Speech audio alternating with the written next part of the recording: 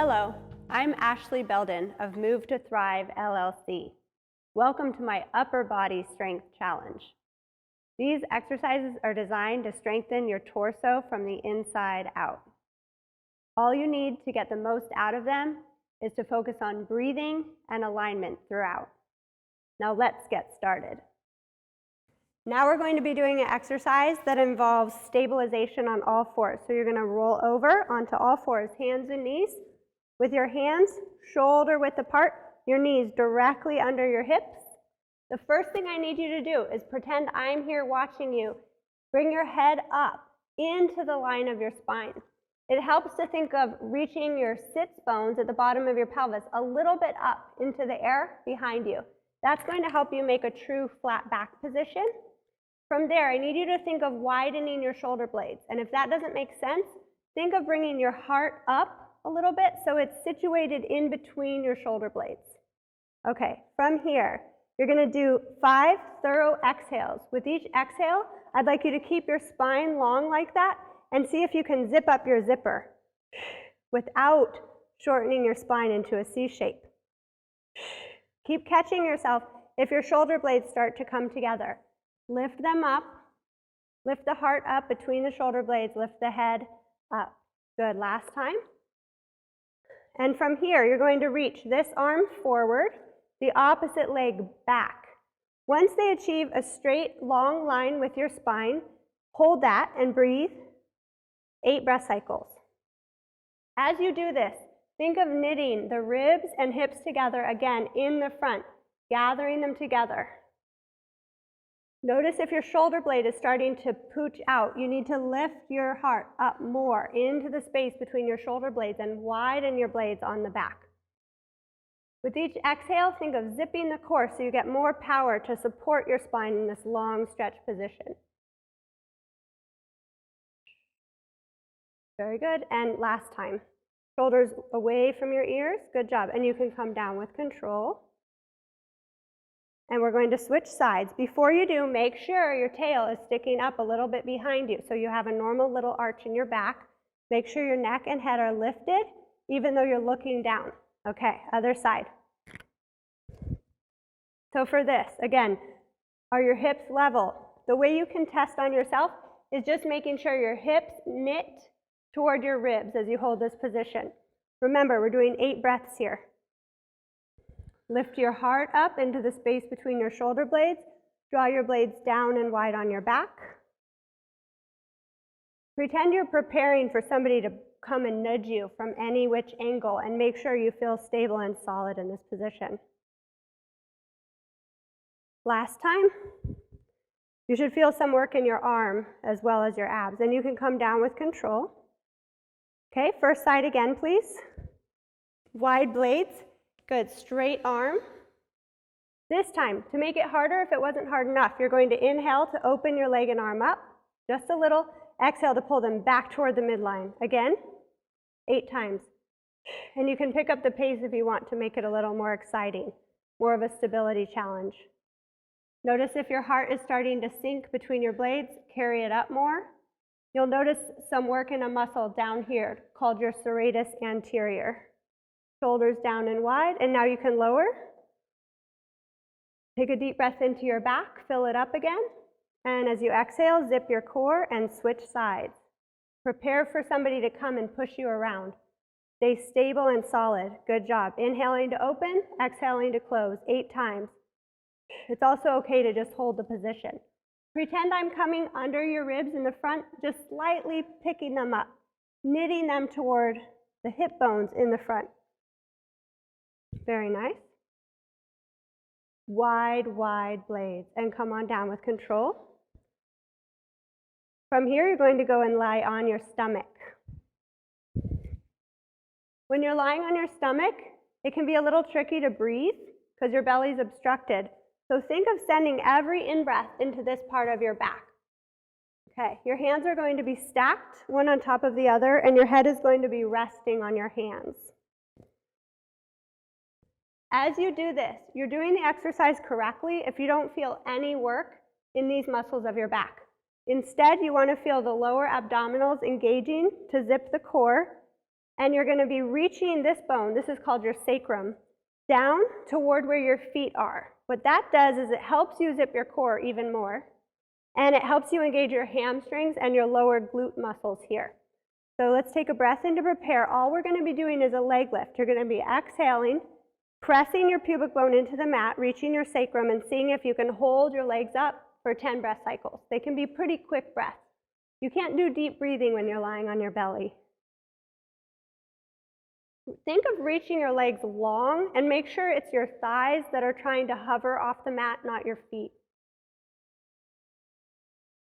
Shoulders wide and down on the back. It's easy to forget and start to creep them up. We want to get into some good habits here. Now you can lower your legs with control. So you'll be floating the legs and the head and the chest, okay? Deep breath into your back. Exhale, zip, press the pubic bone down, float the legs. Yep, and it's not about how high you go. It's actually about lifting the abdomen as much as possible and elongating the lower back as much as possible. Feel free to bring the hands to your hips if you like to make it easier and to work your triceps more. Straight elbows. This is a setup for a classic Pilates exercise called swimming. Really straighten the elbows and see if you can think of the front of your shoulders opening up. Okay, you can bring your hands back to your forehead and you can lower back down. Taking a deep breath in. Now your hands get to come in front of your shoulders. This next exercise, it looks like a stretch, but it's pretty active the way I have people do it. So we call it Swan. Your elbows can be pretty tight, close to your body, poking up behind your back. You're going to bring your legs close to one another, squeeze them together and back, and once again, focus on reaching your sacrum bone toward your feet. Your toes can point back. Very good. Take a breath in to prepare. As you exhale, zip, press your hands down, lift through your head, please, then your chest, then your hips. Keeping this musculature engaged here. Take a deep breath in with your shoulders wide on your back, and as you breathe out, you're going to come back down, vertebra by vertebra, so it's more fluid. Turning your head to one side, take a breath into your back as if you're resting, and as you exhale, zip your core, legs squeezed together, yep. Press actively with your hands as you lift your head and heart up. All on one thorough exhale, take a deep breath in at the top, and coming back down, you zip your core, keep your legs active, reach your sacrum toward your feet the whole way down, and turn your head to the other side. Deep breath into your back, last time. You're going to be pressing your hands firmly into the ground, zipping, reaching your sacrum long, and you do not need to straighten your arms all the way if it doesn't feel good. That's not the goal. And then as you exhale, coming back down with a zipper core engagement the whole way down. And from here, you get to just take up one breath in, and as you exhale, push yourself back into child's pose. So your hips hinge back and up toward your heels, and you can just release your chest toward your knees, breathing into your back. Pretend someone's hand is right here on your back, and fill up the space under their hand. Good, one more breath. Right, and now from here we're going to come into push-ups, your favorite. So come up onto all fours for me. And this time, instead of keeping your knees under your hips, you're going to walk your knees back a little ways. Keep your shoulders over your hands. Okay, to make push-ups harder, you pick your feet up. So you're just going to be rolling over your knees. Easier if your feet stay down. Your heart is going to stay up between your blades, and you're going to be breathing in as you bend your elbows, and breathing out as you press your hands as hard as you can to push the floor away. Good job again. And you can choose a pace that works for you. We're going to be doing 10, reaching the sacrum. You can build up to 10. If you need to take breaks, it's okay to go back into child's pose. With each exhale, the more you tell that floor to get away, the better it's going to feel to do your push-ups. Pretend you're pushing the floor away. It's going to help you work these muscles called the serratus underneath your shoulder blades. You can go a little faster if you like. It's really hard the slower you go, but you're doing it very nicely. Darn floor. Keeps coming back. Good, and then you can go ahead and push yourself back into child's pose again. Walk your knees forward a little bit, please, and recover. From here, you get to roll up. So you're going to stack up your spine, rolling up. to a kneeling position, like me. Good. Okay, and from there, you're going to clasp your hands behind your back, roll your shoulders open in the front, lift your chest a little bit up, and just stretch out the muscles in the front of your chest. Deep breath into your chest, and go ahead and come back down to your forearms. Clasped hands, feet back behind you, heels reaching back. Forearm front plank. Okay, breathing in and out, 20 breath cycles. They can be rather rapid. Your pelvis will be a little lower, so it's in line between your ankles and your shoulders. Your heart is lifted up between your blades, and your neck is buoyant like this instead of falling down. Really keep the back of your neck long, as if you have a tattoo on your neck and you're trying to show it to somebody. Couple more. Lifting up your ribs. One way you can make this more exciting is if you rock your body back and forth.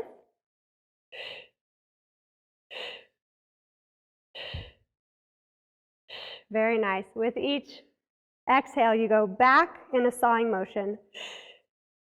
Good, and then you can go ahead and come on down. Come onto your knees. Walk your knees forward. Okay, next we're going to do a side plank on your forearm. So roll onto your left side. You're going to be up in a kickstand position on your forearm with your knees bent to start. Both knees bent. Now, in this bent knee position, your feet are going to be lined up with your butt. So your knees won't be in front of your hip. And elbow needs to be under your armpit. A lot of you are going to have it too high. When in doubt, bring it in more. From here, you're going to breathe in to prepare. Fill up your back. Breathe out to lift your ribs, your waist, and your hips up. You're going to be balancing on your foreleg and your forearm, extending your body as best you can from there. Go ahead and hold the position. You can straighten this leg and reach this arm over your head. Blades wide on your back, and hold and breathe. 8 more breath cycles. Zipping your core, lifting your hip. Many of you are going to want to flatten your body to face the wall in front of you. I'd like you to slightly angle your top hip and shoulder forward. And see how high you can get your ribs off of your arm. So there's more space between your forearm and your chest. Come on down with control. You may now switch sides. Killer, huh? Very good. So remember, everybody, elbow under armpit, knees bent, feet get to line up with your hips. These are the things that we forget, and then the exercise doesn't work well. From here, you get to, like that language, lift your ribs, your waist, and your hips up. Extend through this leg if you can. Zip up your core. Feel the width between your shoulders. One thing that some of you will benefit from doing as you do the 8 breath cycles here is pretend someone's coming up behind you, on top, trying to push you. Just make sure you feel solid and stable all around, and if you don't, you'll probably intuitively know what you need to do. Knit the ribs and hips more to stabilize your body even more in this position. And then you get to come down with control. Shoulders wide as you come down. Good. Okay. First side again, please. Okay, so now we're doing the straight leg side plank. It's harder. So you straighten your leg all the way. You're going to be on the last 3 toes, the underside of them, lifting your ribs, waist, and hips as before. And as you do this, you're going to be knitting, again, ribs and hips together, widening the blades. Good, a couple more breath cycles. Strong, thorough exhales, zipping your core. You want to feel the bottom hip kicking in to help you. And coming down with control. You get to switch sides. That one's really killer, so if it looks hard, it's because it is. Many of you are probably going to want to stay on your knees for a while before you graduate to this one. Form is more important than level of challenge. Lift your hips. Yep. Make sure your breathing's coming into your back and your blades are wide. You can pretend it's fun and smile. Lift your hip a little bit higher here. There we go. You're on those last 3 toes. And coming down with control. Woo, nice work. Okay, from here, we're going to go ahead and move on to threading a needle. So you'll be in all fours position next. More to think about here, everybody. So you're going to think about elongating from head to tail for this one.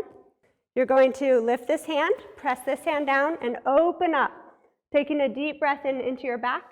Then, coming down, you're going to thread a needle with this hand under, sticking your tail up. Listen to the floor, take a breath in, and then push the floor away. Open your chest up. And come on back to the all fours. Beautiful work. Other side. So tricky, lift the other hand off, open your chest to the side of the raised hand, and try to really fill up your breath, your ribs, and then come down, listen to the floor with that ear, stick your tail up here. What most of you are going to do wrong is you're going to let your hips move back. Keep them forward, let them tilt. Good job. Push the floor away. Open back up one more time to finish. Lift up your chest, and then come back down. Hand onto the mat. Good job. Okay, take a deep breath in and relax. You can go back into child's pose. Let your head rest. All right, so the next one, you're going to have your head be where your feet are right now with your hands under you like this. So this we call all fours facing up because that's what it is. It's an all fours position, but you're looking up. Your fingers need to be pointing to the sides of the room, so they'll be out like that. That helps open your shoulders. You're going to be zipping your core. Notice if your feet are kind of close to your hands, walk them out just a little bit, and you'll hate me just a little bit more for that. It makes it harder. Zipping your core, you're going to take a breath in, and as you breathe out, extend one leg long. Good.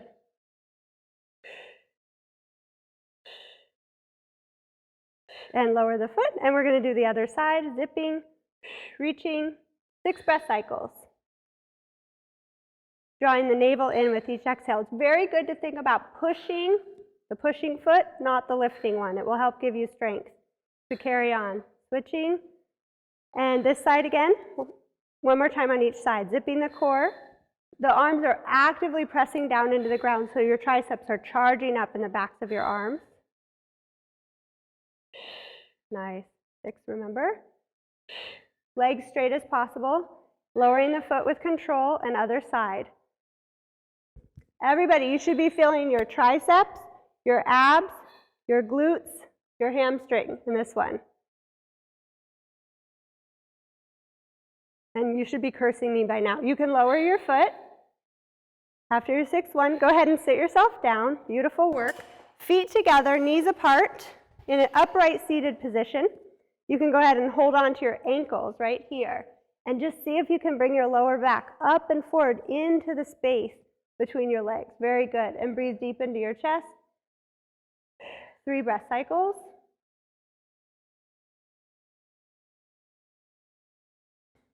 And then you can go ahead and extend your legs out in front of you, sitting up tall.